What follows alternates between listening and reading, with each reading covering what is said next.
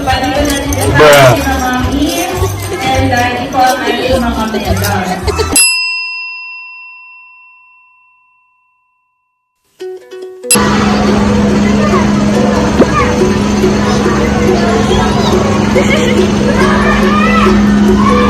Oh, pendant po! Mia! Mia!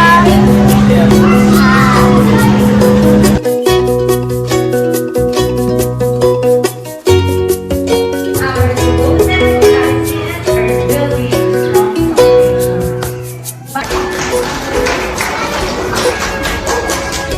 A pleasant afternoon, everyone. Today is a very special day for us. We are happy and proud because we have finished another school year and are ready to receive our awards and recognition. As we celebrate this important milestone together with our School of Joy, let us thank everyone who helped us reach this day. First, to our Lord and Savior Jesus Christ. Thank you for giving us wisdom, strength, and joy. We know we cannot do anything without your help. For all these achievements and blessings, we give you all the glory and honor. To all the members of the faculty and staff, thank you for teaching us with love and patience, and for supporting our needs whenever we are under set at home. We truly appreciate you for guiding and molding us as we grow.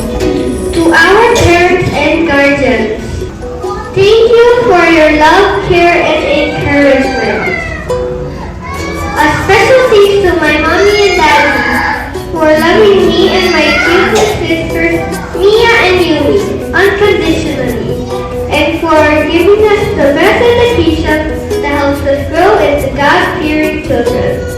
We thank God every day for blessing us with your love, and we dedicate all our achievements to you.